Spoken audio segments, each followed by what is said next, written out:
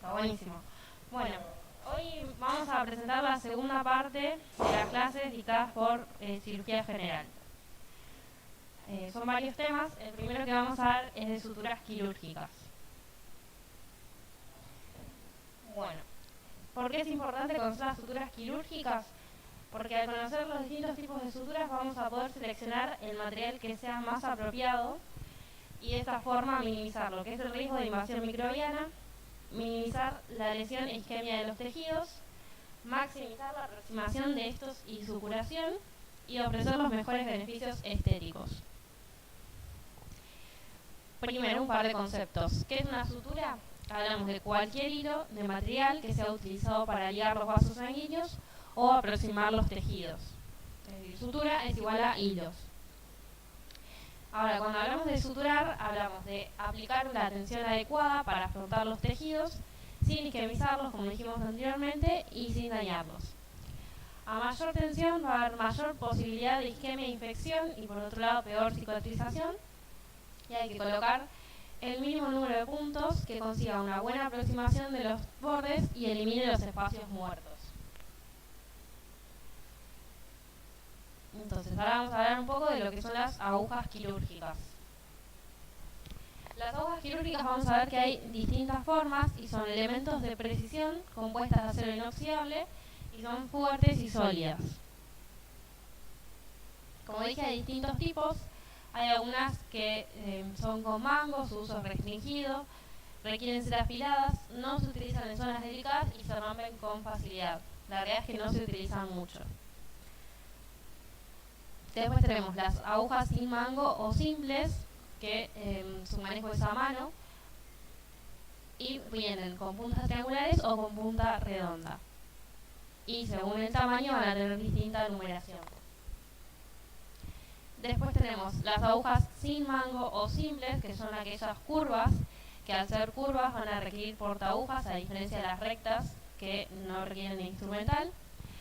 Y también, como vemos en la imagen de la derecha, hay de distintos tamaños y según la curvatura que tengan, pueden ser de medio círculo, 3 octavos, 5 octavos, semicurvas o en forma de gancho. Y también hay suturas que vienen con doble aguja, una en cada extremo, que se utilizan para procedimientos vasculares o estructuras tubulares. Vamos a hablar un poco de la anatomía de las agujas. Por un lado tenemos lo que es el ojo, que puede ser cerrado, francés, o puede venir ya ensamblada la sutura de la aguja. En este caso son las atraumáticas, es decir, que generan menos daño en los tejidos.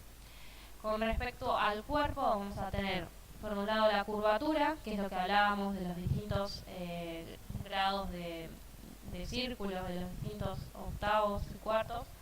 A mayor profundidad, mayor curvatura, y por otro lado el grosor. Con respecto a la punta, podemos tener distintos tipos. Por un lado tenemos las romas, que se utilizan para tejidos friables como hígado, riñón y vaso. Por otro lado tenemos la punta cónica agudizada, que se utiliza para tejidos delicados como el tejido gastrointestinal, vascular, músculo o tejido celular subcutáneo. Después tenemos la triangular, que en este caso es para tejidos resistentes como piel o aponeurosis. Y tenemos la tapercut, que es adusada, se utiliza para tejidos conectivos densos como aponeurosis, periósteo y fascia. Ahora sí vamos a hablar un poco de lo que son las suturas, es decir, los hilos. Como propiedades, esta debe ser flexible, estéril, suave, resistente, debe deslizarse con facilidad, anudarse con firmeza, mantener su estructura, debe tener mínima reacción tisular y ser económica. Por otro lado, lo que no debe es favorecer el desarrollo de bacterias, cortar los tejidos, ser alérgicas o cancerígenas y electrolíticos. Con respecto al calibre, cuando hablamos de calibre hablamos del diámetro de la sutura y se denomina según el USP. Como vemos en el gráfico de abajo, al aumentar el número de ceros va a disminuir.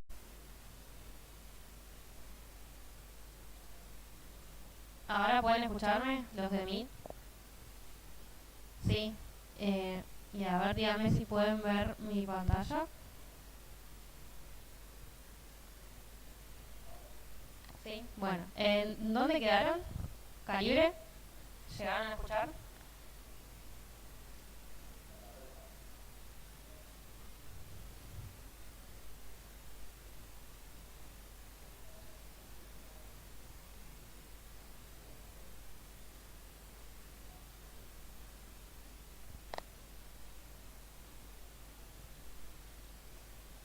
Listo, ahora pueden ver los de mí. Listo. Bueno, ¿llegaron a escuchar lo de calibre? En calibre, bueno. Decíamos que el calibre es el diámetro de la sutura que se denomina según un sistema que es el USP y que al aumentar el número de ceros disminuye el diámetro de la hebra. Y a su vez a menor calibre, menor fuerza de tensión. Es decir, que si yo tengo una sutura que sea 3, 4 ceros, va a ser mucho más fina que una sutura 1 o 2. Y que lo que yo debería elegir es el menor tamaño que cumpla con mi propósito, que es de afrontar los tejidos, para minimizar lo que es el trauma en los tejidos. Pero por otro lado, no debe ser tan pequeño como para perder la tensión. Entonces, otra de las propiedades es la fuerza de tensión, como hablábamos recién, que es la fuerza que la sutura puede soportar antes de romperse. Esta debe ser al menos de la misma intensidad que el tejido que está siendo suturado. Por otro lado tenemos lo que es el coeficiente de fricción, que es el roce que genera la sutura al desplazarse sobre los tejidos. Aquellas que sean monofilamento, que ya vamos a ver qué quiere decir, son las que tienen menor coeficiente de fricción. Esto es lo que estábamos hablando. Según el número de hebras pueden ser de dos tipos. Por un lado tenemos las suturas monofilamento, que son suturas muy finas, uniformes y homogéneas, que tienen menor resistencia a los tejidos, como decíamos anteriormente, y se utilizan, por ejemplo, para cirugía vascular. A su vez tienen menor invasión microbiana. Por ejemplo, las suturas de polipropileno, catgut y acero. Por otro lado tenemos las de multifilamento, como muestran las imágenes, tienen varios hilos que están sometidos a torsión o trenzado. Estas suturas tienen mayor resistencia, tienen mayor flexibilidad y manejabilidad, pero por otro lado tienen mayor fricción y riesgo de infección.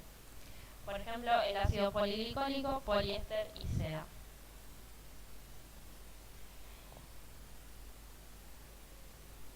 La capilaridad es una característica que permite el paso de los líquidos tisulares a lo largo de la línea de sutura. Las multifilamento son las que tienen mayor capilaridad. Por otro lado tenemos lo que es la memoria, que es la propensión a volver a su estado original, y la plasticidad, que es la capacidad de retener su nueva forma después de ser sometida a tensión. Otra característica es la flexibilidad y la extensibilidad. Después tenemos las propiedades de absorción, que según esta pueden ser, por un lado, absorbibles, que son las que permiten una aproximación del tejido que va a ser temporal. Pueden ser tanto naturales como sintéticas, y lo que tienen algunos son tratamientos químicos que lo que van a hacer es prolongar el tiempo de absorción, por ejemplo el ácido crómico. Y por otro lado son las no absorbibles, que quiere decir que no son digeridas o hidrolizadas por los tejidos, son permanentes, y lo que sucede es que se encapsulan, ¿sí?, como una reacción de cuerpo extraño con tejido fibroso. Esto les otorga alta resistencia. Por ejemplo, el nylon, cuando se utiliza en la cara, no se va a absorber, pero tiene que ser removido tempranamente para evitar las cicatrices y esta reacción de cuerpo extraño. Y por otro lado, el prolene, que es una sutura también monofilamento que se utiliza para la fijación de mallas en lo que son las hernioplastías, que luego va a ser encapsulada por tejido fibroso, y esto va a ayudar a que aumente la resistencia de la malla, que se refuerce la pared. Con respecto a las propiedades de absorción, esta puede ser mediante proteólisis. En este caso las naturales absorbibles son digeridas por enzimas que son propias del organismo, que van degradando el hilo de sutura, como por ejemplo el catgut, que está hecho de intestino. Y por otro lado tenemos hidrólisis, que son las sintéticas absorbibles. Lo que se hace es que penetra gradualmente el agua en los filamentos de la sutura y esto va degradando los polímeros de la sutura. Esto genera que haya menor reacción tisular y como ejemplos tenemos el Vicryl y el Monocril. Según su origen, las suturas pueden ser inorgánicas como el acero inoxidable o los arafes, pueden ser orgánicas como las sedas, catgut, lino o algodón, y pueden ser sintéticas como el nylon, polipropileno, polietileno y poligaláctico. Y según su estructura, de esto ya hablábamos algo, que pueden ser traumáticas, en las que el hilo no lleva incorporada la aguja, como la imagen de la derecha, o atraumáticas, donde ya están listas y tienen el hilo unido ya a la aguja. Y a su vez, como decíamos, pueden ser simples, con solo una aguja por sutura, o dobles, donde tengo una aguja en cada extremo, como para las que se utilizan en cirugía vascular. Entonces, es importante poder reconocer en las suturas cómo están descritas estas características. Por un lado, como dijimos, el calibre, que va a estar en números, según la clasificación del USP. Este es, por ejemplo, un calibre de 2 ceros, que es un tipo de sutura más fina. Va a estar descrita también la longitud, que en este caso es de 70 centímetros. La forma y diámetro de la aguja, vemos que es una aguja de tipo triangular, que es de medio círculo. Por otro lado, el tipo de material, en este caso es un Vicryl, para eso nos va a ayudar mucho lo que es el color. Y vamos a tener también lo que es la fecha de vencimiento. Entonces ahora vamos a explicar más o menos un poco las características de todas las suturas. Dentro de lo que son las suturas absorbibles tenemos el catgut, que es una sutura orgánica, como les dije, está hecha de intestino de cerdo u oveja a partir de su capa muscular. Tenemos lo que es el catgut simple o el catgut cromado crómico, que es lo que tiene, es un agregado de ácido crómico, que lo que va a hacer es aumentar su resistencia, retardar su tiempo de reabsorción y generar de esta forma menor reacción tisular. Estas suturas se utilizan en tejidos que no serán sometidos a tracciones continuas y que sea absorbido rápidamente, ¿sí? No se utilizan suturas de reparación de paredes, ni hernias, ni ventraciones. Vamos a ver que para esto se prefieren las suturas como Prolene o Vicryl. Y el color, que dijimos que eso nos va a guiar para saber el tipo de sutura, en este caso es de amarillo o marrón. Después tenemos otro tipo de sutura absorbible, que es el PDS. Está hecho de poligliconato, es una sutura sintética de tipo monofilamento, lo que va a hacer que sea resistente, tiene mínima reacción tisular, muy maleable, se utiliza mucho en cirugía plástica, aunque son muy costosas, se absorbe en 210 días y el color del empaque es plateado. ¿Cuáles son sus usos? Como dijimos, en cirugía plástica, en cierres abdominales y torácicos, anastomosis colónicas y suturas hepáticas. Otro tipo de sutura absorbible es el Vicryl, que es de ácido poliglicólico. Es una sutura sintética, que es multifilamento, se reabsorbe entre los 100 a 180 días. Tiene una reacción tisular que es mínima y tiene alta resistencia. Se utiliza mucho para lo que es las reparaciones parietales y el cierre de paredes abdominales y mallas. Y el color, como habíamos visto antes, es violeta. Por otro lado tenemos el lino, en este caso es una sutura no absorbible a diferencia de las anteriores. Es una sutura orgánica, que es un derivado de la celulosa, es muy barato. Su grosor aumenta a medida que disminuye su numeración, es decir, un lino tipo 100 va a ser más delgado y tipo 20 o 30 van a ser suturas más gruesas y más fuertes. Tiene alta resistencia, tiene alto poder antigénico, es decir, que va a generar reacción tisular con granulomas y rechazos. Tiene múltiples filamentos y esto hace que queden con frecuencia retenidos los gérmenes. Antes era mucho más utilizada que hoy en día. Después tenemos otra sutura no absorbible, que es la seda. Es una sutura orgánica que está hecha de una proteína de origen animal a partir del capullo de larva de gusano. Es muy resistente, pero al humidificarse lo que hace es perder resistencia e induce reacción tisular. Se utiliza para lo que son suturas delicadas, estéticas y algunas vasculares, y el color del paquete es azul. Como dijimos, también hay suturas que son de acero inoxidable, en este caso son suturas metálicas en forma de alambres, como se ve en la imagen. Es el material que tiene mayor resistencia de todas las suturas, es de tipo monofilamento, es anergénico. Lo que tiene como contra es que es de muy difícil maniobrabilidad y fragmentación, y se utiliza en traumatología para lo que son las osteosíntesis y en cirugía cardiovascular para lo que es el cierre de las esternotomías, y son las suturas más fuertes. Y el empaque es color amarillo ocre. También de metálicos tenemos los agrafes, son ganchos de acero, se utilizan en suturas delicadas de piel como en lo que es una cervicotomía por tiroidectomía, y también se utilizan para cierre de piel como se muestra en la imagen.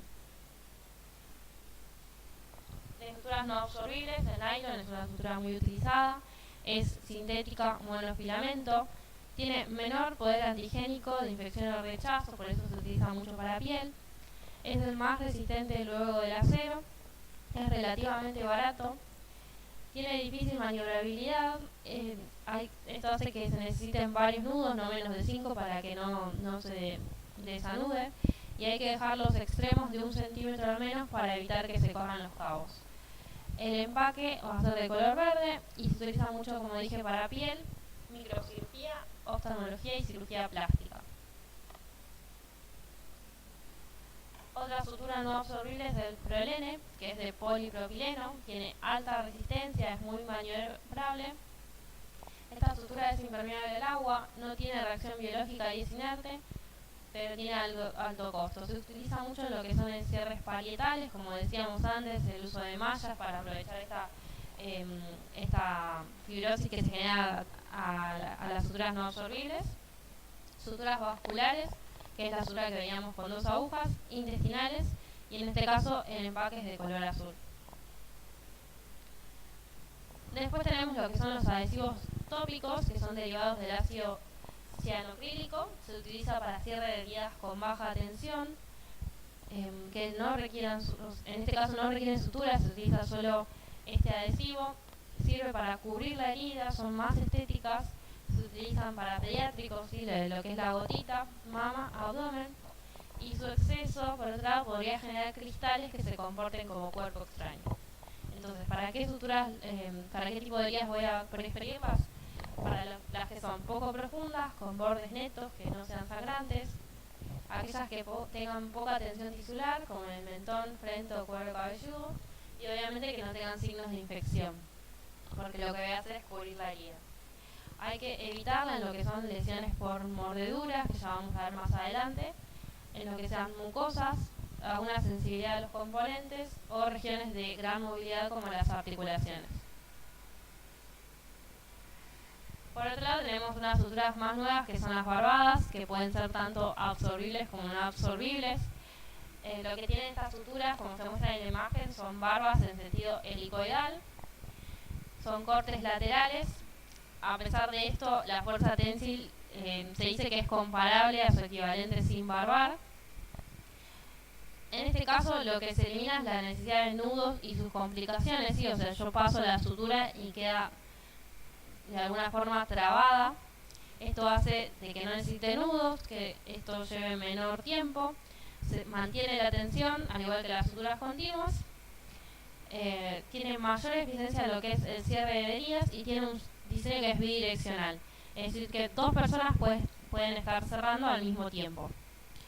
Y una vez realizado el punto y haber traccionado, en este caso no se puede deshacer, esa es la contra. Entonces, ¿qué material voy a elegir dependiendo de lo que voy a suturar? Vamos a ver un poco lo que es la selección de material de sutura, ¿sí? Para el tracto intestinal se prefieren lo que son las suturas absorbibles, que tengan una vida media mayor a 14 días, se utiliza mucho lo que es el Vicryl. Para colon, en este caso, se sugiere lo que es material irreabsorbible, porque tiene una cicatrización más lenta.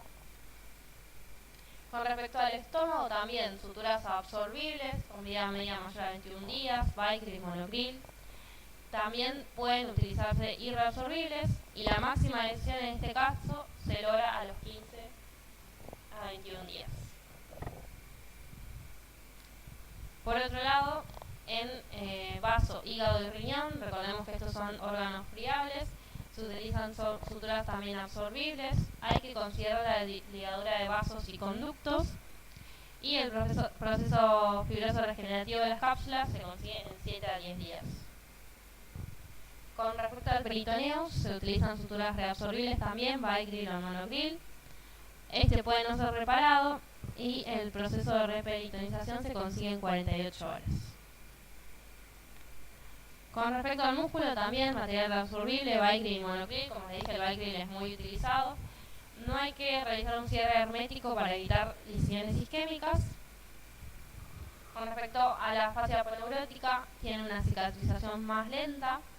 Se prefieren suturas irreabsorbibles o reabsorbibles de vida media larga, como Prolene o PDS, debido a que la cicatrización es más lenta, de 49 días, y este es el principal componente en cierre de la pared abdominal, ¿sí? Por otro lado, para piel se prefieren suturas no absorbibles, como dijimos, el nylon.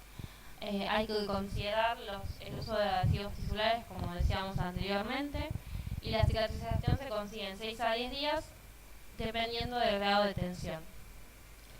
Con respecto al tejido celular subcutáneo, materiales reabsorbibles como Vicryl, monocryl o catgut. La realidad es que aporta poca resistencia al cierre, pero el cierre se realiza para disminuir lo que es el espacio muerto, que se junte líquido y que luego este se infecte. En el tracto respiratorio se utilizan suturas irreabsorbibles como nylon o prolene, eventualmente grapas. Tienen una cicatrización que es muy lenta y la elección de la sutura lo que va a hacer es evitar que hayan posibles fístulas broncopleurales. A nivel cardiovascular se utilizan suturas irreabsorbibles monofilamento como prolene, lo que hablamos de las que tienen doble aguja, nylon. Hay que evitar el efecto cierre de estas suturas y es preferible disminuir, elegir suturas que tengan poca reacción tisular. En el tracto urinario se prefieren materiales reabsorbibles como Vicryl. La cicatrización se consigue aproximadamente en 14 días. Y lo que es el tracto genital femenino, también suturas reabsorbibles como Vicryl. Se considera una zona potencialmente contaminada, por lo tanto se previenen las suturas antimicrobianas. Por otro lado, traumatología. Se pueden utilizar lo que son suturas reabsorbibles, de preferencia las no absorbibles, como prolene, nylon o acero, en caso, por ejemplo, que se conecte un tendón a hueso. Se utilizan materiales que sean inertes y resistentes, y en este caso hay un lento proceso de cicatrización. Entonces, a modo de conclusión, hay una gran variedad de tipos de sutura. Por otro lado, sabemos que los avances tecnológicos permitieron mejoras en sus propiedades, como hablábamos de los adhesivos o las suturas barbadas. Las suturas barbadas, me olvidé decirles, pero se utilizan mucho en lo que es cirugía bariátrica, en la laparoscopía, donde uno puede utilizarlas, realizar, por ejemplo, un surjet sin necesidad de realizar nudos, que es más difícil por la laparoscopía y esto ahorra mucho tiempo. Y estas suturas nos van a permitir no solo cumplir su función primaria, lo que es el cierre y las frontalherías, sino también otros beneficios, como lo que estuvimos hablando de que tienen propiedades antimicrobianas, que se elimina la necesidad de nudos y su reemplazo por adhesivos. Bueno, esta es toda la clase de suturas. Ahora vamos a continuar con la clase siguiente. Y al final de todo, si quieren, hacemos algunas preguntas. Pero así no, hoy tenemos varias clases, así no se hace muy largo.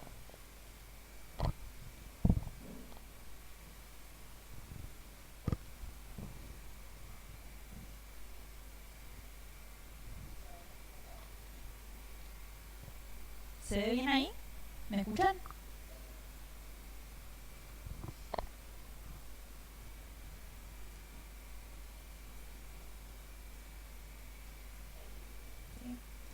Bueno, buenas tardes. Mi nombre es Dana Santos, soy residente de primer año de Cirugía General del Hospital Aeronáutico Central y hoy les voy a hablar de antisépticos y desinfectantes.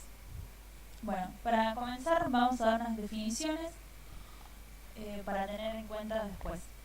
Asepsia está compuesta por A, que significa ausencia, y sepsia, que es infección o contaminación. Entonces, asepsia se define como ausencia de materia séptica, es decir, falta absoluta de gérmenes. Antisepsia es el conjunto de procedimientos que tienen como objetivo destruir o eliminar los agentes contaminantes de todo aquello que no pueda ser esterilizado. Descontaminación es la remoción mecánica de microorganismos de los objetos, dejándolos seguros para su manipulación. Desinfección es la destrucción de microorganismos en objetos inanimados que asegura la eliminación de formas vegetativas, pero no así la eliminación de esporas bacterianas. Y esterilización es la eliminación completa de toda forma de vida microbiana que puede obtenerse a través del uso de métodos químicos o físicos. Ahora vamos a dar unos ejemplos de antisépticos que es de uso común en nuestra práctica diaria. El alcohol, su mecanismo de acción desnaturaliza proteínas y destruye la membrana celular.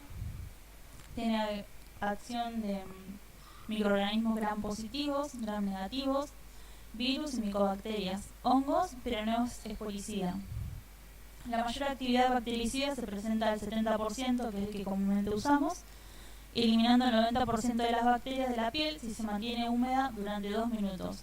Hay que tener en cuenta entonces que al fregar con algodón se destruye como máximo un 75% y no estaríamos llegando al 90% que lograríamos si lo dejáramos húmeda 2 minutos. Usos tenemos varios. Uno puede ser desinfección o limpieza de la piel, limpieza ante la aplicación de inyecciones de un procedimiento quirúrgico menor, desinfección de material no crítico como termómetros y estetoscopios. No debe usarse para la desinfección instrumental, hay que tener en cuenta porque lo daña. También en relación a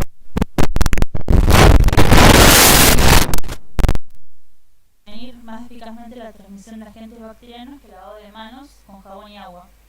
Pero respecto del manejo de la enfermedad diarreica, por ejemplo con Clostridio difficile, existen múltiples recomendaciones de guías clínicas que privilegian el uso de agua y jabón a través que el resto por sobre las soluciones alcohólicas, ya que el alcohol posee pobre actividad lítica contra las esporas, como habíamos dicho anteriormente.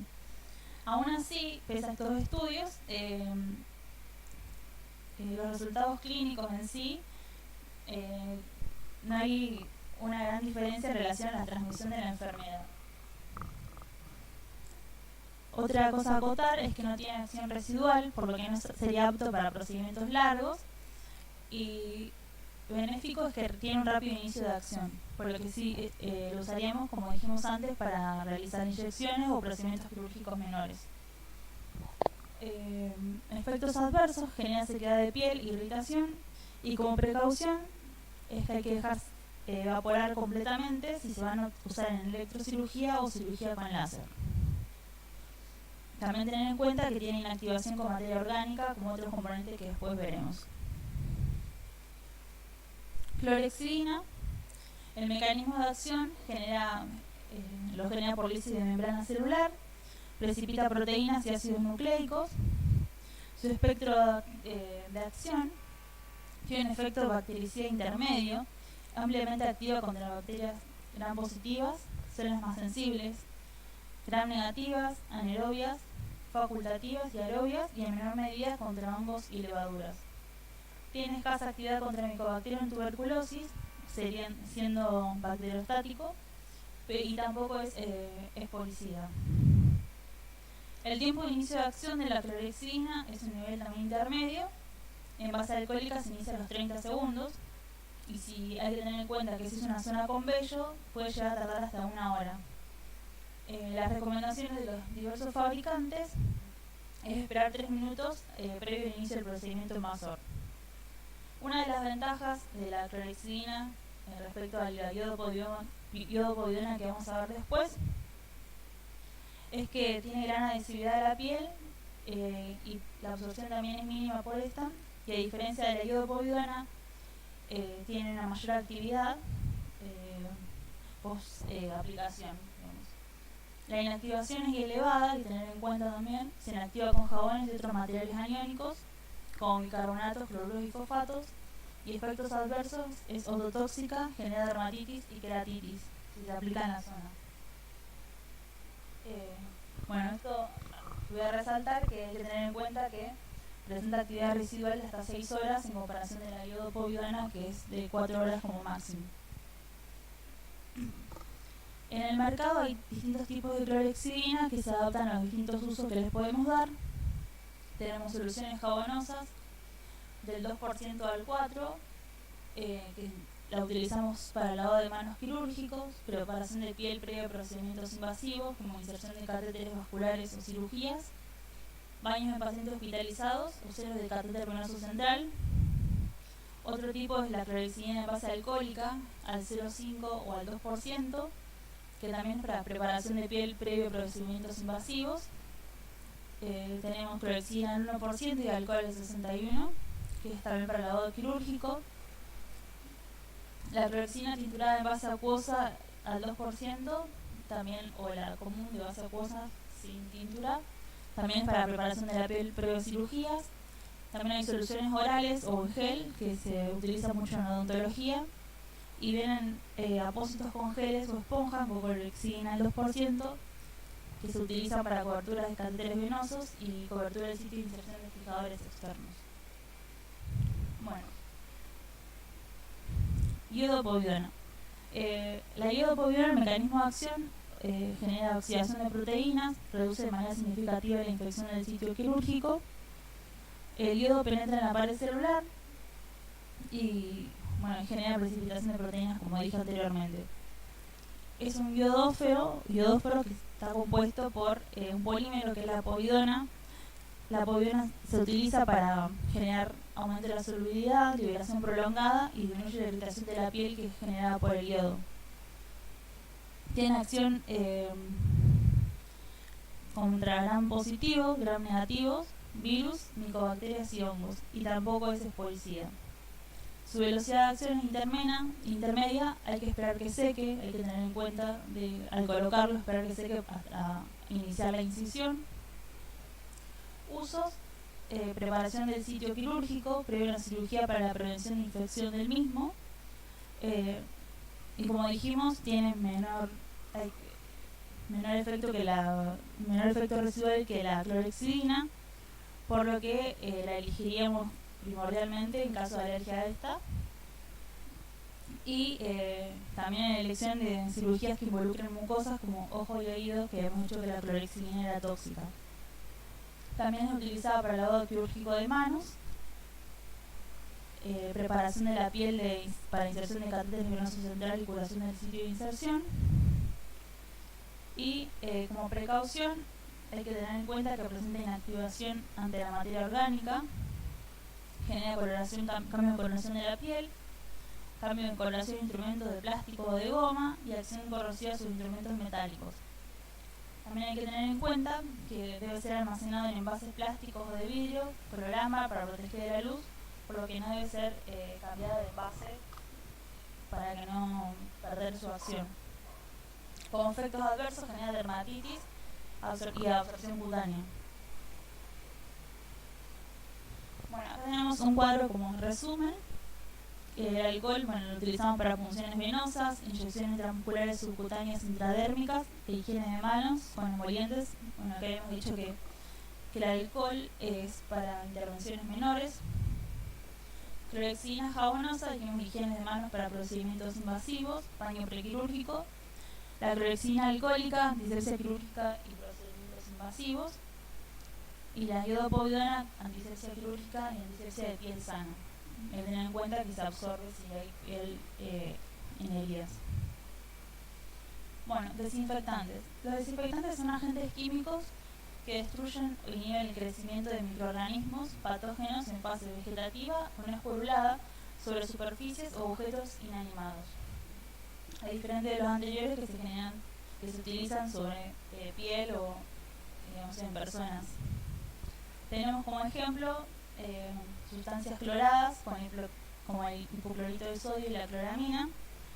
Estos dos son los más utilizados a nivel industrial. Su principal activo es el cloro, y que tenemos las presentaciones del hipoclorito de sodio y cloramina T.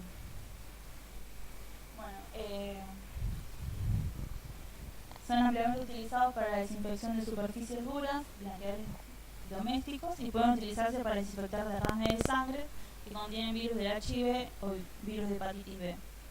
La cloramina T es un derivado clorado también y que puede utilizarse más que nada para la desinfección de agua para ingesta. Tienen un amplio espectro de actividad, no dejan residuos tóxicos, son baratos y de rápida acción. Lo que sí hay que tener cuidado porque pueden producir irritación ocular u orofaringia, esofágica y quemaduras gástricas. Y hay que tener en cuenta que no hay que mezclarlo con otros agentes porque liberan gases tóxicos clorados y disminuyen su estabilidad.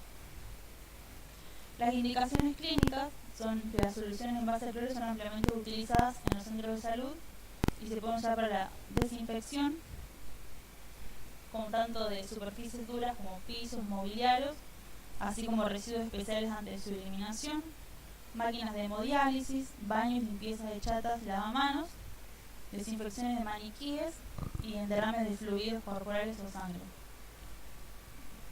Es importante considerar que las soluciones cloradas deben ser preparadas diariamente, o sea, no se pueden tener de un día para otro, con instrucciones precisas y supervisión para que la dilución sea la correcta. Las superficies ambientales contaminadas con sangre u otros fluidos corporales o visiblemente sucias deben ser limpiadas antes de utilizar el desinfectante, ya que es inactiva frente a materia orgánica. Los envases también deben ser opacos, no hay que exponerlos a la luz, ya que se inactivan y deben mantener cerrados y no mezclar detergentes, ya que pierde su efectividad. Hay que tener en cuenta que son muy tóxicos en contacto con la piel y bueno, nada más. El glutaral es un aldehído que es muy activo contra bacterias gram positivas y gram negativas para bacilos de la tuberculosis, hongos, virus como HIV y hepatitis B, y se usa más que nada para esterilizar instrumentos y equipos previamente desinfectados sensibles al calor. Bueno, clasificaciones de desinfección tenemos de bajo nivel, de intermedio y alto nivel. El bajo nivel permite la destrucción de algunas formas más vegetativas, algunos virus y hongos, pero no micobacterias y esporas. Nivel intermedio elimina las micobacterias, bacterias en estado vegetativo, mayoría de virus y hongos, pero no necesariamente esporas. Y el alto nivel destruye todos los microorganismos, pero no garantiza la eliminación total de esporas. El nivel de desinfección o esterilización depende del uso previsto del objeto. Acá tenemos los niveles y el tipo de equipo, por ejemplo. El nivel no crítico es un objeto en contacto con piel intacta. Un ejemplo, el manguito de presión o una camilla, y el mínimo nivel requerido es la desinfección de mediano y bajo nivel. El nivel semicrítico son objetos en contacto con mucosa o piel no intacta, por ejemplo endoscopios flexibles o laringoscopios, y el mínimo nivel requerido es la desinfección de alto nivel. Y el nivel crítico son instrumentos introducidos en torrentes sanguíneos o zonas estériles del cuerpo, por ejemplo instrumentos quirúrgicos, catéteres vasculares. Sí, requerimos sí o sí esterilización. Bueno, aquí hay ejemplos del nivel intermedio y tenemos alcohol, amonio cuaternario de quinta generación y cloro. Es un resumen. Entonces el agente alcohol, el mecanismo de acción que habíamos dicho de naturalización de proteínas. Habíamos dicho que la actividad antimicrobiana no era policía, que actúa en micobacterias y hongos, se afecta por materia orgánica, por lo que primero debe ser limpiada la zona. La compatibilidad puede alterar plásticos y lentes con el uso, superficies, artículos semicríticos y no críticos. Amonio cuaternario desnaturaliza proteínas, genera inactivación de enzimas y rotura de membrana. Es bactericida, fungicida y virucida, pero tiene escasa afectación por materia orgánica. La compatibilidad tiene excelente compatibilidad, tiene buena acción detergente y se puede contaminar con gram negativos, por lo que hay que tener en cuenta. Y uso saneamiento ambiental, que generalmente se aplica en superficies. El cloro genera alteración de proteínas, permeabilidad celular, daña el ADN, tiene un amplio espectro microbicida, como habíamos dicho. Compatibilidad son inestables, hay que tener cuidado en el envase donde se guarda y no mezclarlo con detergentes.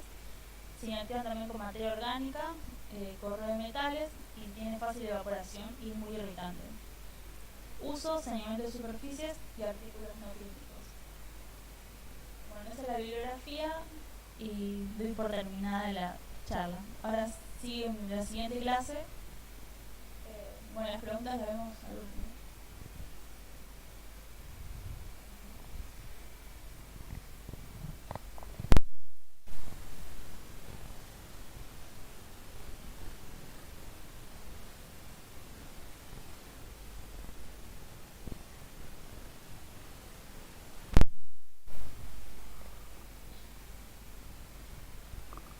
Buenas tardes, ¿se escucha?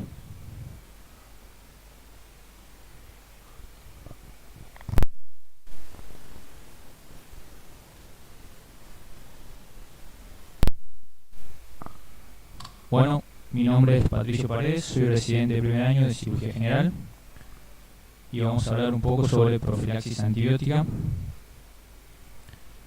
Bueno, el objetivo de la profilaxis antibiótica es prevenir la posible aparición de infección a nivel del sitio quirúrgico mediante concentraciones antibióticas en sangre que eviten la proliferación y la diseminación bacteriana a partir de la puerta de entrada que representa una herida quirúrgica. Las indicaciones para la profilaxis tenemos en lo que son heridas limpias, por ejemplo en cirugías de colocación de prótesis protésicas, en las limpias contaminadas, por ejemplo una cirugía programada de colon, y en las contaminadas, por ejemplo una peritonitis generalizada. La duración de la profilaxis tiene que ser menor a 24 horas y preferentemente en una sola dosis, una única dosis. Y la administración del antimicrobiano tiene que realizarse en quirófano para asegurar niveles adecuados en los tejidos en el periodo de mayor riesgo de contaminación, ¿sí?, durante la cirugía. En el caso de la vancomicina o la ciprofloxacina, para la profilaxis antibiótica se recomienda iniciar la infusión 2 horas antes de la inducción en goteo en quirófano, ¿sí? Bueno, si el procedimiento excede las 2 vidas medias del antimicrobiano utilizado para la profilaxis, tiene que administrarse una dosis de refuerzo. Importante también recordar que la vía de elección recomendada para la mayoría de los procedimientos es la vía endovenosa. Bueno, ahora vamos a describir o mostrar un poco los antibióticos que se utilizan en cada cirugía, ¿sí? En el caso de la cirugía cardiovascular, en procedimientos como bypass aortocoronario o la sustitución o la reparación en una cirugía valvular, o en procedimientos de inserción de dispositivos como marcapasos, desfibrilador, reconstrucción de aorta abdominal, etc. El antibiótico de elección es la cefazolina. Y en los procedimientos que son como por ejemplo la colocación de catéteres Swan-Ganz, la colocación de un marcapasos transitorio, estudios hemodinámicos y arteriografía, no requieren profilaxis. Después tenemos otros antibióticos que son alternativos, pero el que dije anteriormente, la cefazolina, es el que se prefiere, es el de elección. Bueno, está demostrado que la profilaxis en cirugía cardíaca reduce 5 veces las infecciones del sitio quirúrgico. En la cirugía de cabeza y cuello, bueno, en lo que son cirugías con materiales exógenos para colocación de prótesis y en grandes desplazamientos de piel y tejido subcutáneo, también se elige la cefazolina como primera elección. Van a ver que por lo general la cefazolina es la que se elige principalmente, ¿sí? Hay algunas otras cirugías en las que se cambia, que lo vamos a ver más adelante. Bueno, continuando con la cirugía de cabeza y cuello, lo que es cirugía las que son cirugías que atraviesan la cavidad oral o una cirugía mayor de cabeza y cuello, además de la cefazolina se agrega el metronidazol. Y en lo que es reducción cerrada o abierta de fractura mandibular, la cefazolina nuevamente. Las que son cirugías como amigdalectomía, adenoidectomía o cirugías limpias de oídos sin implante coclear, ¿sí?, etc. la profilaxis no está recomendada. En lo que es cirugía torácica, en lo que es lobectomía, neumonectomía, toracoscopía, resección pulmonar, toracotomía y en VATS, también la cefazolina es de primera elección, ¿sí? A nivel digestivo, lo que es cirugía de esófago, de estómago, de duodeno, hígado, vías biliares y páncreas no complicado, seguimos con la cefazolina. Lo que es la CPR con obstrucción de la vía biliar, ahí cambiamos y se prefiere lo que es la ciprofloxacina o piperacilina tazobactam. Y en procedimientos abiertos o laparoscópicos de alto riesgo, cefazolina o ceftriaxona. Y en lo que son laparoscópicos de bajo riesgo se ve, digamos, se puede considerar profilaxis o no. Eso, como dije anteriormente, se puede ver si se utiliza o no. En cirugía colorectal, cefazolina más metronidazol. Y lo que es apendicectomía, cefazolina más metronidazol o gentamicina, ¿sí? Importante que la profilaxis antimicrobiana debe ser considerada en los pacientes de alto riesgo, como aquellos que presentan perforación gastroduodenal, disminución de la motilidad gástrica y aumento del pH, por uso de antiácidos, obstrucción gástrica, obesidad mórbida, una asa mayor de 3 y o cáncer. Lo que es la cirugía colorectal, en las que son cirugías programadas, se recomienda el uso de preparación mecánica más el antibiótico por vía oral. Sería neomicina más eritromicina o neomicina más metronidazol, ¿sí? Más el uso endovenoso de aminoglucósido y metronidazol. En las cirugías urológicas tenemos las cirugías que no involucran vísceras del tubo digestivo, como por ejemplo las endoprostáticas, endovesicales, abdominales, nefrectomía, colocación de prótesis. Utilizamos cefazolina. En las cirugías urológicas abdominales que hay en donde se involucran las vísceras del tubo digestivo, se prefiere como primera elección metronidazol y gentamicina, ¿sí? Y es importante, en la biopsia transrectal de próstata hay que hacer primero una preparación colorectal mínima con enema la noche anterior, más ciprofloxacina vía oral o endovenosa.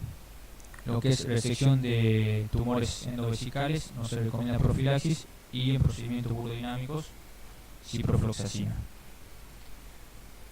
También es importante recordar que es relativamente frecuente la complicación infecciosa luego de la biopsia transrectal con patógenos resistentes a las quinolonas.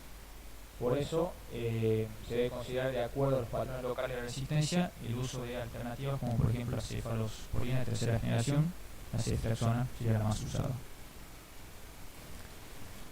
Ahora, la vancomicina como profilaxis tiene indicaciones específicas, son en pacientes seleccionados, ¿sí? Por ejemplo en pacientes con antecedentes de infección o colonización con estafilococos meticilino resistentes, a quienes se les colocó una prótesis o se les colocará una prótesis o implantes, a los que son alérgicos a la penicilina, y en pacientes que residen en hogares de ancianos o pacientes dependientes de diálisis o los que han estado en unidades de cuidados intensivos. En forma alternativa a lo que es el uso de la vancomicina puede utilizarse la teicoplanina. ¿Cuáles serían los riesgos de la profilaxis antibiótica? Tenemos la alergia, diarrea y la resistencia antibiótica. Sí, la alergia nos puede ocasionar por los fenómenos de hipersensibilidad, y hay que ver, digamos, la historia de anafilaxias, edemas laringios, hipotensión, urticarias o edemas que aparecieron inmediatamente después del uso de beta-lactámicos, ¿sí? Y en ese caso se debe contraindicar la profilaxis con estas drogas. Bueno, en cuanto a la diarrea, vemos que la incidencia oscila entre el 0,2 y el 8%, vinculado a algunos antibióticos, ¿sí? Específicamente en clindamicinas y cefalosporinas de tercera generación, fluoroquinolonas y carbapenem, sobre todo en dosis múltiples. Y resistencia antibiótica, bueno, hay varios estudios que han demostrado los efectos de la profilaxis quirúrgica sobre la ecología y la selección de microorganismos resistentes, sobre todo cuando la profilaxis es inadecuada o prolongada. Por eso es importante el uso racional de los antibióticos para poder evitar justamente esto. Bueno, la bibliografía, por si quieren profundizar un poco más sobre este tema, es el consenso de la SAI, que es la Sociedad Argentina de Infectología, y bueno, ahí pueden encontrar. Ahora seguimos con la siguiente clase y como dijimos anteriormente, las dudas las dejamos para el final, cuando terminen todas las clases. Muchas gracias.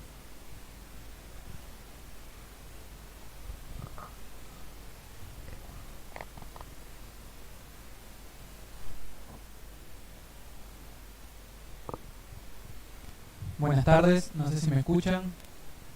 Mi nombre es Matías Mantilla, soy residente de primer año de Cirugía General en el Hospital Aeronáutico. Si se ve y se escucha. Perfecto. Bueno. Yo voy a hablar de lo que es la antibioticoterapia en heridas quirúrgicas, abocado a lo que es nuestro servicio. Pero antes voy a dar unos conceptos básicos para poder entender a qué me refiero con una herida quirúrgica y las complicaciones que genera. Las infecciones de las heridas quirúrgicas son una importante causa de problemas clínicos, aumentan la estancia hospitalaria y la mortalidad postquirúrgica. Por definición, todas las heridas quirúrgicas están contaminadas, pero para desarrollar una infección debe existir un desequilibrio entre el huésped, el medio ambiente y la patogenicidad del germen.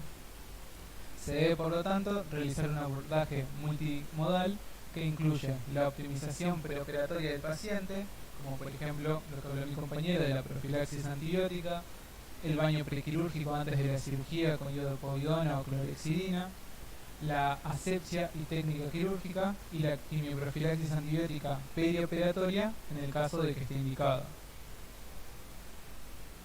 Dentro de las infecciones de heridas las podemos clasificar en superficiales, dentro de los 30 días postoperatorios, cuando involucra solo piel y tejido celular subcutáneo, pero no llega a sobrepasar la fascia muscular. Son profundas, cuando también dentro de los 30 días postoperatorio, o si hay un implante definitivo, se lo puede considerar hasta dentro de un año. Cuando involucra tejidos más profundos, es decir, atraviesa las fascias musculares, ¿sí? Compromete planos musculares y fascias. De órganos y cavidades, dentro de los 30 días postoperatorios o un año en el caso de existir una prótesis, cuando involucre sitios anatómicos distintos a la incisión, ya sea alejados o no, como órganos y cavidades profundas. Voy a hablar un poco de los gérmenes dentro de cada cirugía, en los que predominan principalmente la cirugía cardíaca, todos aquellos de la piel sobre todo, los Staphylococcus aureus, los Staphylococcus coagulasa negativos, más raro los Enterobacillus gram negativos y la Propionibacterium acnes. Dentro de la cirugía torácica también Staphylococcus aureus, Staphylococcus coagulasa negativos, menos frecuentes los Bacillus gram negativos entéricos. Abogado a lo que es cirugía general, tenemos las cirugías del tracto biliar, que predominan los E. coli, las Klebsiellas y los enterococos. Menos frecuentes son el Streptococo y el Estafilococo, que como dije predominan sobre todo en piel. Ocasionalmente aparecen anaerobios, pero esto, como voy a explicar, es más común en la patología colorectal, y menos frecuente también los Clostridium. En la cirugía intestinal tenemos que predominan los gram negativos aerobios entéricos, a diferencia de la cirugía colorectal que predominan los anaerobios. Sin embargo, podemos encontrar ambos, aerobios y anaerobios, en los distintos sectores. Las apendicectomías, como son un sitio anatómicamente entre el intestino delgado y el intestino grueso, podemos encontrar cualquiera de los dos, los gram negativos aerobios o anaerobios.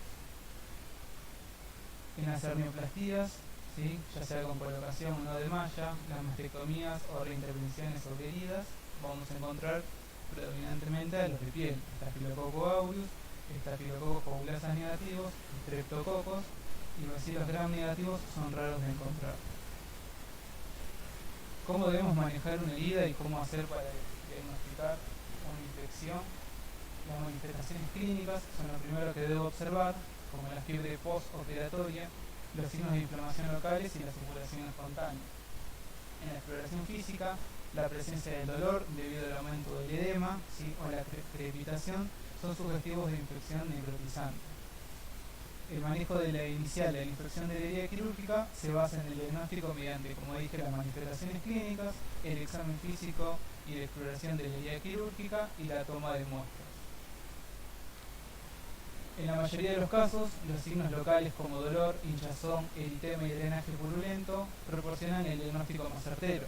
Tenemos los signos cardinales de la inflamación y el drenaje purulento que ocasiona. Luego de 48 horas, la infección de herida quirúrgica es la causa más común de fiebre. Si la fiebre aparece antes de las 48 horas, debo pensar en otro foco de infección.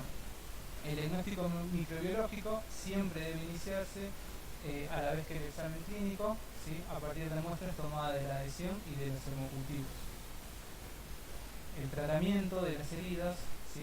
Depende de la situación clínica del paciente, de la profundidad de la infección y de la presencia de signos o síntomas que indiquen gravedad. En las infecciones superficiales, como tenemos arriba a la derecha, sin signos de gravedad puede ser suficiente las medidas locales como la apertura de la misma y la limpieza de la incisión. En el caso de, como en la foto se ve, que la herida ya se encuentra abierta, se debe lavar con abundante solución fisiológica, ¿sí? Por arrastre, sin frotar demasiado ni lastimar la superficie, sino que lo que se debe hacer es la limpieza por arrastre. En el caso, por ejemplo, que tengamos una incisión lineal, se debe con puntos, lo que se debe hacer es la apertura de los puntos más extremos, la colocación de una vía de sonda en uno de los extremos con solución fisiológica y que salga por el otro extremo. Esto va a ser un lavado interno por arrastre de herida. Cuando tenemos las infecciones más graves, que son profundas, afectan órganos y se requiere de ligamento quirúrgico amplio y urgente junto a antibiótico-terapia empírica o de amplio espectro. En estos casos el lavado no va a ser suficiente, ¿sí? Se va a llevar desde el ligamento del tejido necrosado, la antibiótico-terapia de amplio espectro, ¿sí? Y en casos extremos se puede llevar incluso la amputación del miembro para salvarle la vida al paciente. Antes de iniciar cualquier tratamiento antibiótico, es fundamental la toma de muestra para el adecuado cultivo, ¿sí? Si no, si el paciente se encuentra con tratamiento antibiótico previo, esto puede dar falsos negativos. Hasta que se disponga de los resultados microbiológicos, se deben iniciar tratamientos antimicrobianos empíricos, dependiendo, como expliqué anteriormente, del sitio afectado, cuáles son los gérmenes que prevalecen en la zona y por el tratamiento quirúrgico realizado, y cuáles son los organismos más frecuentes aislados en cada centro hospitalario. En las cirugías limpias, la infección suelen ser monomicrobianas, en particular del género Staphylococcus. ¿Sí? Se puede usar la cefazolina, como mi compañero que es la principal para la profilaxis, o la cefalexina, 500 miligramos cada 8 o 6 horas respectivamente. En las cirugías contaminadas o sucias, las infecciones suelen ser polimicrobianas. Esto implica bacillus gram negativos, sobre todo los E. coli, enterococos. En cirugías vemos de coloproctología se ven muchos, sobre todo estas, y anaerobios estrictos en las patologías colorectales. Se puede utilizar ceftriaxona 1 gramo cada 12 horas, sin embargo estos de segunda línea, la de primera línea sería la ampicilina sulbactam, 1,5 gramos cada 6 horas. La ceftriaxona se puede utilizar como primera opción en pacientes con una insuficiencia renal, por ejemplo, por su farmacocinética y su metabolismo de excreción, pueden ser utilizadas en este tipo de pacientes. En las patologías digestivas se usa mucho ciprofloxacina con metronidazol, 200 y 500 miligramos respectivamente, cada 2 y 8 horas. En tratamientos empíricos, ¿sí? De amplio espectro, tenemos la piperacilina rosuvastatin, 4,5 gramos cada 6 horas. Y tenemos los carbapenems, que son el imipenem y el meropenem, 500 miligramos cada 6 horas. El imipenem, hay que recordar que tiene menos efecto efecto antibactericida contra la pseudomonas. Es importante que para la elección de la antibiótico-terapia, ¿sí? Empírica se debe considerar, ¿sí? Si el tratamiento es activo o no frente al SARM-R, ¿sí? Es decir, al Staphylococcus aureus resistente a la ampicilina. Por ello es necesario identificar los factores de riesgo de la infección y colonización por esta bacteria. los antecedentes de colonización o infección previos en el paciente o la prevalencia de infección en la unidad hospitalaria. En estos casos debe añadirse al tratamiento empírico, ¿sí?, algo que cubra a este germen, como es la clindamicina, 300 a 600 miligramos cada 8 o 6 horas. Esto va a depender si es vía endovenosa o vía oral. TMS, 160 de trimitroprima, 800 de sulfonetocrazol cada 12 horas, vía oral. Y la vancomicina, 1 gramo cada 12 horas. Es importante recordar que la vancomicina debe administrarse en un apoyo de 1 gramo a pasar en 1 hora para evitar el síndrome del hombre rojo. Voy a hablar un poco del tratamiento también antibiótico en herida de mordedura de perro, que son la causa más frecuente de mordeduras por animales, ¿sí? Las extremidades superiores son las de la localización más común, al igual que las inferiores. Los patógenos responsables de estos son Pasteurella multocida, Staphylococcus, Streptococo, entre otros. Las infecciones por estos gérmenes los que producen son una celulitis alrededor de la herida, y la antibiótico-terapia está indicada en lesiones con más de 12 horas de evolución, así como en las heridas en caras, manos y pies, ¿sí?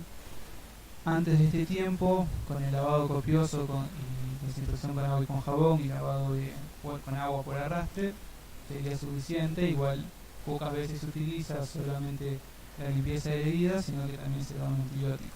El antibiótico de elección para estos casos es la amoxicilina con ácido clavulónico, que cubre la mayoría de los patógenos, ¿sí? Tenemos la dosis oral para los adultos de 1 gramo cada 12 horas y en los niños 25 miligramos por kilo. Voy a hablar un poco de lo que es la profilaxis antitetánica, ¿sí?, que se debe realizar profilaxis a todo paciente que sea sometido a una cirugía, en caso de que lo requiera. Debo tomar en cuenta si el paciente tiene un esquema de vacunación completo o incompleto, si ignora su vacunación previa y el tiempo que haya transcurrido desde el último refuerzo de su vacunación. Acá es importante ver si tiene el esquema completo y el refuerzo que se dio fue hace menos de 5 años, sea una herida limpia o una herida sucia, no va a requerir ni un refuerzo de la vacuna ni inmunoglobulina. En el caso de que el esquema sea completo y el refuerzo se lo haya dado entre 5 y 10 años previos, únicamente va a recibir un refuerzo del toxoide tetánico a aquellas heridas sucias. En el caso de que el esquema sea completo y el refuerzo sea hace más de 10 años, lo que se va a hacer es dar un refuerzo en las heridas limpias del toxoide tetánico, al igual que en las heridas sucias. Si el paciente desconoce o no tiene antecedentes de vacunación previas, ¿sí?, en caso de herida limpia, se va a dar un esquema completo con las 3 dosis a los 0 al mes y a los 7 meses, y en el caso de que sea una herida sucia, se va a vacunar con el esquema completo de las 3 dosis y además se le va a administrar una dosis de 250 unidades de inmunoglobulina antitetánica por vía intramuscular. Esta es la bibliografía consultada. Como dijo mis compañeros vinieron diciendo, las preguntas las vamos a dejar para el final. Continúa mi compañera con la siguiente clase.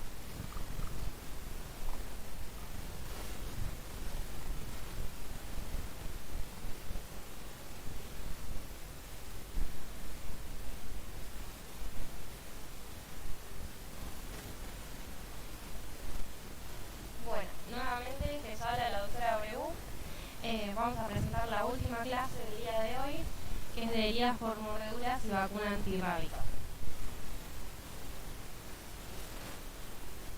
Bueno, a modo de introducción, ¿qué es la rabia? Es una zoonosis de origen viral que afecta al sistema nervioso central. En la gran mayoría de los casos es fatal y provoca 60.000 muertes de personas al año. Lo importante de esta enfermedad es que es inmunoprevenible. Los animales son la principal fuente de infección para el hombre. Nosotros podemos infectarnos de cualquier variante y reservorio, pero el principal objetivo de nuestra región es la eliminación de la rabia, que es transmitida por el perro principalmente, seguido por el gato. Ambos, perro y gato, son los causantes de exposición, los mayores causantes de exposición en zonas urbanas. Por otro lado también tenemos lo que son los murciélagos, pero como decimos, perro y gato son los más importantes.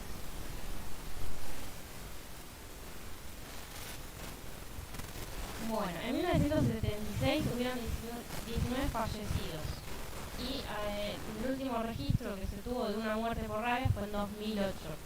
Es decir que las medidas que se están tomando están teniendo resultados. El mecanismo de transmisión es a través del contacto con saliva de animales infectados. Esto puede ser una mordedura, una lamedura de mucosas y piel con solución de continuidad. Puede ser por un trasplante de córnea, órganos sólidos o tejido vascular de donantes infectados. Y por otro lado puede ser por aerosoles, lo cual no está totalmente documentado. Y esto sería mediante la visita a cuevas o personal del laboratorio que trabaje con el virus. Entonces, ¿cómo es la patogénesis de esta infección viral? Lo que hace el virus es permanecer en el sitio de inoculación por un tiempo variable, así es donde se multiplica. Después penetra en el sistema nervioso periférico, en lo que es la placa neuromuscular. De esta forma se propaga en sentido retrógrado al sistema nervioso central, donde se sigue multiplicando, y luego difunde en forma centrífuga por axones hacia lo que son las glándulas salivales y otros órganos. Entonces, ¿cuál es la importancia de la rabia para la salud pública? Como dijimos, la alta letalidad. Y por otro lado, que un caso de rabia humana, como dijimos, representa una debilidad del sistema, debido a que existen herramientas para prevenirla. ¿Qué herramientas son las que tenemos? Por un lado, las vacunas, que son a virus inactivado, y por otro lado, las gamas globulinas. Con respecto a la vacuna antirrábica, esta no es obligatoria para todos, pero sí en grupos de alto riesgo. Estos son los trabajadores de laboratorio, aquellos que sean veterinarios, espeleólogos, aquellos que van a cuevas, cuidadores de animales, empleados de campañas de vacunación antirrábica, trabajadores de zoológicos o reservas naturales. En estos casos sí es obligatoria, pero no excluye la aplicación de una profilaxis post-exposición. ¿Cuál es el beneficio en este caso? Que elimina la necesidad de una gamma globulina, disminuye la cantidad de dosis frente a un nuevo accidente y por otro lado va a proteger a estas personas de exposiciones que sean inaparentes, es decir, que pasen inadvertidas. Entonces, ¿qué es lo que tenemos que hacer ante un accidente potencialmente rábico?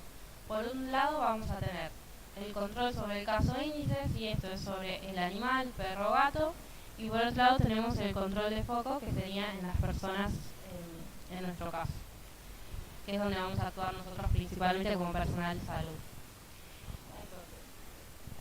Lo primero que vamos a hacer es verificar el tipo de agresor, ¿sí? Si es un animal doméstico de compañía, esto es perro, gato o un hurón doméstico, es obligatoria la observación por un tiempo no menor a 10 días por personal veterinario. Y esto es independientemente del estado de vacunación del animal. Si este animal, dentro de estos 10 días, presenta sintomatología compatible con rabia, hay que proceder al control de foco. Si el animal no está disponible, se fugó o está muerto, directamente empezamos con el inicio del control de foco. Y en caso de muerte, si es posible, remitir el cuerpo o cabeza a un laboratorio para el estudio. En lo que son animales de bajo riesgo, por otro lado, como roedores, rata, ratón, puis, gerbo, cobayo, carpincho, castor, chinchilla, vizcacha, ardilla o lagomorfos, que son el conejo y la liebre. En este caso, estos animales no son hospedadores primarios ni tienen papel en la transmisión de la enfermedad. Por lo tanto, no va a ser necesario ejercer ninguna acción. Este es un esquema de los distintos procedimientos a seguir, que es básicamente lo que estuvimos hablando. Esto lo pueden encontrar en la bibliografía. Entonces, antes de concurrir al inspector de salud, ¿qué es lo que puede hacer las personas en su casa? Por un lado, limpieza de la herida con abundante agua y jabón. El agua lo que va a hacer es generar una acción mecánica de lavado, y por el otro lado, el jabón lo que va a alterar es la capa lipídica del virus. Nosotros, como inspectores de salud, lo que vamos a hacer al llegar al paciente es repetir la limpieza con agua y con jabón, independientemente de la magnitud de la herida y del tiempo. Hay que revisar bien lo que son los colgajos y las lactosidades, lavar con solución fisiológica en este caso. No hay que cepillar, y en heridas poco extensas también se puede utilizar agua oxigenada. Por otro lado, además de la limpieza, de requerir sutura, lo que se puede realizar suturarlo, pero en este caso con la mínima cantidad de puntos para afrontar los bordes. Por otro lado, la vacunación antitetánica, hay que verificar el estado de vacunación. Con respecto a la profilaxis antibiótica, como veíamos anteriormente, lo que se indica es amoxicilina clavulánico 1 gramo cada 12 horas, o en el caso alérgico se puede optar por clindamicina más ciprofloxacina. Y por otro lado, vamos a iniciar lo que es la profilaxis post-exposición, en este caso lo más precozmente posible, que, como hablábamos anteriormente, puede ser de vacunación acompañado o no de gamma globulinas. En este caso son de aplicación gratuita. Con respecto a las vacunas, hay dos esquemas. Por un lado tenemos el esquema Zagreb, que son 4 dosis que se dan en 3 visitas, ¿sí? O sea, el paciente acude 3 días, pero en el primer día se le dan 2 dosis. Son 2 dosis al día 0 y una... ¿Se escucha o se cortó nuevamente el audio?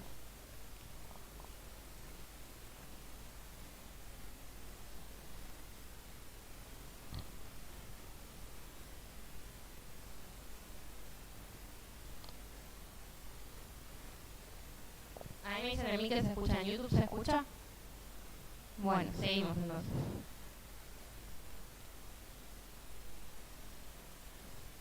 Bueno, como dije, hay dos esquemas de vacunación, son 2 vacunas diferentes, las 2 antirrábicas. El esquema Zagreb son 4 dosis en 3 visitas, se dan 2 dosis el primer día, una al día 7 y otra al día 21. Y después tenemos el ESEN modificado, que son 4 dosis en 4 visitas. De preferencia siempre el Zagreb tiene menor riesgo de abandono de tratamientos. Para pediatría se utilizan las mismas dosis, en embarazo no hay ninguna contraindicación, al contrario. Pueden administrarse simultáneamente con otras vacunas, ¿sí? Lo que decíamos anteriormente de aplicar la vacuna antitetánica, pero obviamente en sitios diferentes. Por otro lado, lo que es importante recalcar es que el esquema es el modificado, que son las 4 dosis en 4 visitas, no debe ser indicado en pacientes inmunocomprometidos. Y ante interrupción del esquema, en este caso se prosigue, no hay que recomenzar. Bueno, ahora vamos a hablar de lo que es la clasificación del accidente según la herida. Por un lado tenemos aquellos accidentes que son no significativos, que es por ejemplo el contacto con la boca o saliva de un animal sobre piel intacta. Después tenemos las leves, que son las lamuras de piel con heridas superficiales, aquellas que no tengan sangrado ni sean puntiformes. También tenemos en heridas superficiales poco extensas, que pueden ser únicas, excepto que sean en cabeza, cuello, manos, pies y genitales. Que vamos a ver que en este caso, donde dice las graves, las heridas que sean en cabeza, cara y cuello, al estar próximas al sistema nervioso central son consideradas graves. En el caso de manos, pies y genitales, se consideran graves debido a que tienen importante inervación. Recordemos que el virus ingresaba a nivel de la placa neuromuscular. Por otro lado, aquellas que sean profundas, múltiples o extensas en cualquier región. Aquellas que sean profundas, es decir, que tengan sangrado o puntiformes, aunque no presenten sangrado debido a que estas heridas presentan dificultades para la limpieza. También en lo que son lameduras de mucosas o piel con heridas graves. Y cualquier tipo de herida que sea por un mamífero silvestre o murciélago, que en este caso no se pueda descartar mordedura, arañazo o exposición de mucosas. Según el animal, como dijimos anteriormente, se clasifica según la especie, como decíamos, los roedores no son considerados de riesgo, los perros y gatos para lo que es nuestra zona urbana sí. Por otro lado, la posibilidad de observación o análisis de laboratorio y su resultado, y los antecedentes epidemiológicos de riesgo, ¿sí? Si es un animal vacunado, si se encuentra en una zona de circulación de rabia terrestre, si es un animal que tiene un hábito callejero o si agredió sin causa aparente. Con respecto a la gamma globulina, esta es una solución de anticuerpos a partir de individuos sanos inmunizados, es limitada y de alto costo. Esta se administra junto a la primera dosis de vacuna, es decir, en el día 0, y puede administrarse hasta el 7º día de iniciar la vacunación, no posterior porque ya interfiere en lo que es la respuesta inmunológica. Y esta se administran 20 unidades internacionales por kilo dentro y alrededor de la herida. Si no se administra vía intramuscular, como la vacuna, debido a que no aporta beneficios. Y en heridas que sean extensas, lo que se puede realizar es su dilución con solución fisiológica. ¿Cuándo estaría indicada la gamma globulina antirrábica? En aquellas que sean leves o graves, que tengan diagnóstico confirmado de rabia, en aquellas que sean leves o graves con un animal que no esté disponible para su observación en lugares donde la rabia sea frecuente, y en casos de bajas hay que considerarlas individualmente, ¿sí? Siempre que sea posible hay que consultar a zoonosis a ver qué es lo que recomiendan. Y en accidentes que sean leves o graves con animales silvestres, esto es murciélago hurón, que pudo ser capturado para su diagnóstico, pero en este caso, que ayuda a las 72 horas, todavía no tenga un resultado, se va a aplicar la gamma globulina. Y siempre va a estar indicada en pacientes inmunocomprometidos. ¿Qué es lo que sucede en los inmunocomprometidos? Por ejemplo, aquellos que estén con tratamiento oncológico, que sean trasplantados, que reciban corticoides a una dosis más de 20 miligramos kilo día por más de 14 días. Aquellos que tengan tratamientos inmunosupresores, VIH-Sida con bajo CD4. En este caso, lo que se prefiere es la vacuna Zagreb, ¿sí? Aquella que era 2 en el primer día, el 7 y día 21. No se utiliza el ESEN modificado y siempre, como dijimos, la gamma globulina antirrábica.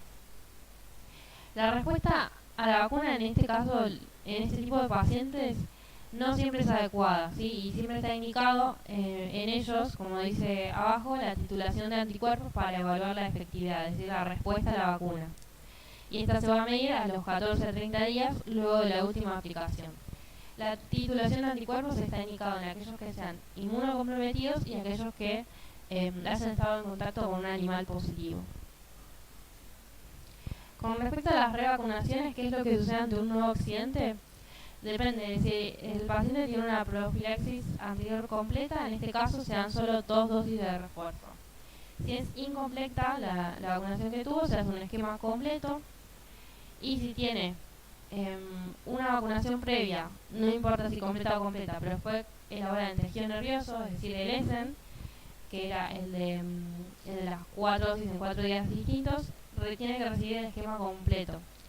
En cambio, si la profilaxis previa fue con la vacuna de cultivo celular, en este caso no es necesaria.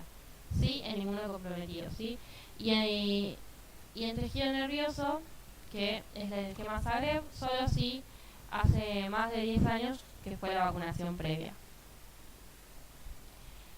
Bueno, y esta es la bibliografía que utilicé para la clase, que es la guía de prevención para vigilancia y control de la rabia en Argentina, que fue publicada en 2018. Bueno, estas fueron todas las clases del día de hoy. Este es el módulo 2 de cirugía. Queda un último día, que es el día martes. No sé si alguien tiene alguna consulta, las podemos contestar hoy, o si no, el día martes también, que vamos a seguir presentando.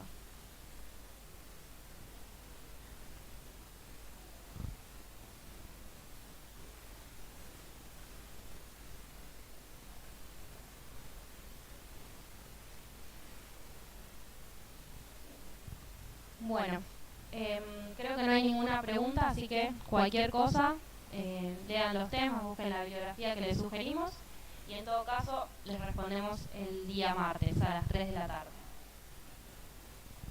Muchas gracias a todos por participar.